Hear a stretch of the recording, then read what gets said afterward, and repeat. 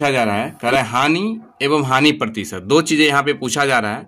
यदि 2250 रुपया की साइकिल किसी कारणवश 1125 रुपया में बेची गई हो, यानी आप साइकिल खरीदे थे 2250 रुपया में और बेच दिए 1125 रुपया में, तो स्वाभाविक सी बात है आप जितना में खरीदे थे उससे कम में बेच रहे हैं तो आपको हानि होगा। और हानि कितना का होगा आपसे तो ये पूछा जा रहा है, पहले हानि बताइए फिर आप हानि प्रतिशत बताएं। ठीक है, तो चलिए हम आपके सामने में बनाते हैं इस प्रश्न को, आप देखिए। ठीक है, सबसे पहले हम क्या यहाँ पे लिखेंगे, तो सबसे पहले आप देख सकते हैं प्रश्न से क्या लिखिएगा कि क्रयमूल बराबर कितना है आपके पास दिया हुआ, तो क्रयमूल आपको यहाँ पे दिया हुआ है, देख सकते हैं 2250 रुपया, और विक्रयमूल कितना है 1125 रुपया। तो क्रयमूल में आप लिखेंगे 2250 रुपया। ठीक है, विक्रयमूल कितना है, विक्रयमूल में है 1125 रुपया। तो आप देख सकते हैं क्रयमूल से कम है विक्रयमूल, तो इस अवस्था में क्या होगा, हानि होगा। तो आप लिखिए हानि बराबर क्या होता है, तो आप क्रयमूल में से विक्रयमूल को घटाएंगे, तो क्रयमूल है 2250 माइनस 1125 कर दीजिए, तो कितना हो जाएगा, सीधा सा इसका डबल है, तो यहाँ पर आप लिख सकते हैं 1125 रुपया। तो ये आपको क्या हो गया, हानि हो गया। तो एक तो आपसे यही प्रश्न पूछा जा रहा था, तो पहला आंसर यही हो जाएगा इसमें, हानि 1125 रुपया। दूसरा आपसे यहाँ पे पूछा जा रहा है, देख सकते हैं कि प्रतिशत हानि बराबर, यानी प्रतिशत हानि ज्ञात कीजिए। तो आप यहाँ पे लिखेंगे अब प्रतिशत हानि बराबर प्रतिशत हानि।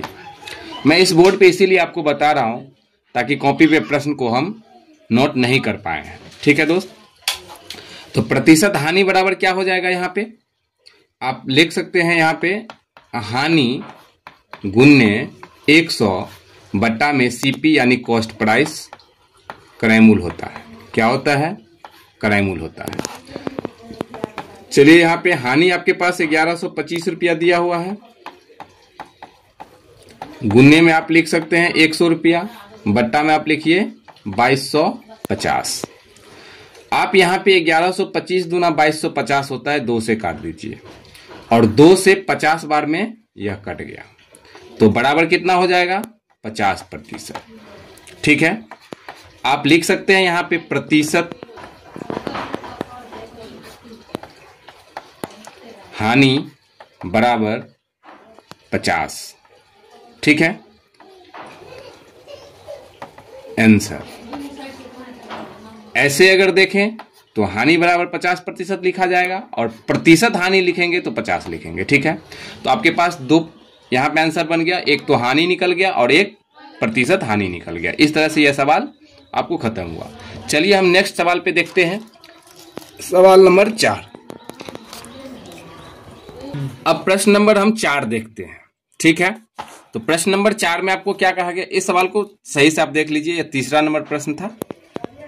ठीक है, यहाँ पे प्रश्न नंबर आप 4 पे चलेंगे। 4 में कह रहा है 3120 रुपया में एक बैल खरीदा गया और 12.1/2% लाभ पर उसे बेचा गया, तो विक्रय मूल्य ज्ञात कीजिए। ठीक है, यहाँ पे आपसे विक्रय मूल्य पूछ रहा है, सेलिंग प्राइस पूछ रहा है। तो चलिए हम नेक्स्ट क्वेश्चन को बताते हैं। यहाँ से आप यहाँ पे क्या लिखेंगे, लिखिएगा प्रश्न से। क्या लिखना है, प्रश्न से लिखिए आप। इसके बाद आपको क्या लिखना है, यहाँ पे क्रय मूल्य। ठीक है, जो हमें प्रश्न में दिया गया है उसको लिख लीजिए। तो क्रय मूल्य कितना है, 3120 रुपया। कितना है, 3120 रुपया। ठीक है, लाभ कितना है, प्रतिशत में दिया हुआ है 12.1/2%। इसको आप ऐसे भी लिख सकते हैं 12 दूना 24 1 25/2%। ठीक है, आपसे एक ही चीज पूछा जा रहा है विक्रय मूल्य निकालने के लिए, तो आपको क्या लिखना है, विक्रय मूल्य। विक्रय मूल्य बराबर क्या होगा, कुछ नहीं दिया हुआ है, तो हमको निकालना है। बिक्राय मूल्य आप दो तरीका से निकाल सकते हैं। एक तो आप पहले लाभ निकाल लीजिए, उसके बाद इस क्रय मूल्य में आप जोड़ दीजिए तो विक्रय मूल्य निकल जाएगा। एक और फार्मूला आता है जो डायरेक्ट विक्रय मूल्य ही निकलता है। तो डायरेक्ट विक्रय मूल्य निकालने के लिए क्या फार्मूला है, क्रय मूल्य इंटू 1 प्लस R/100 करके आप डायरेक्ट विक्रय मूल्य निकाल सकते हैं। तो वो थोड़ा सा शॉर्ट हो जाएगा, लेकिन आप अभी हम इस को देखते हुए चल रहे हैं कि हम 8वीं क्लास के बच्चे को बता रहे हैं, तो उसे थोड़ा अभी डिटेल्स में ही बताना सही रहेगा। इसीलिए चलते हैं हम पहले इसमें लाभ निकालने के लिए, फिर लाभ को हम क्रय मूल्य में जोड़ देंगे, फिर आपका विक्रय मूल्य निकल जाएगा। तो आप यहां पे निकालिए, लाभ निकालना है हमको, तो लाभ किस पे, हमेशा क्रय मूल्य पे निकलेगा। ठीक है, तो यहां पे क्या हो जाएगा, लाभ बराबर क्या कीजिएगा, क्रय मूल्य कितना है, तो क्रय मूल्य है 3120। ठीक है, गुण्य कितना प्रतिशत लाभ हो रहा है, तो 25/2, यानी 2 था, प्रतिशत के मतलब डबल जीरो नीचे।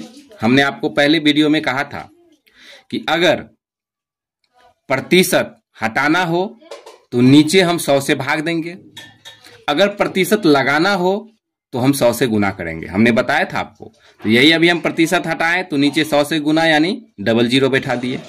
चलिए अब हम इसको काटते हैं, काटिए। तो ये सबको पता होता है कि 25 चौका 100 होता है, माने 25 को 4 बार गुना करिएगा तो 100, अब फिर 100 लाने के लिए फिर 4 बार गुना करना पड़ेगा, यानी 25 को 8 से गुना कर दीजिए तो ये कट जाएगा 200।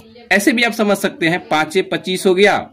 ठीक है, ऐसे भी आप काटेंगे तो 5 से 5 बार में कट गया, 5 चौका 20 हो गया, 5 8 40 हो गया। ठीक है, तो 8 बार में कैंसिल हो गया।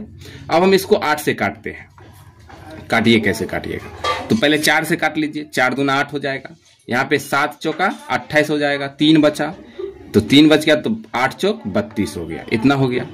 ठीक है, अब आप इसको 2 से काट दीजिए, 2 से काटिएगा तो 3 दूना 6 हुआ, 9 दूना 3 दूना 6 हो गया, 9 दूना 18 हो गया, 390 रुपया हो गया।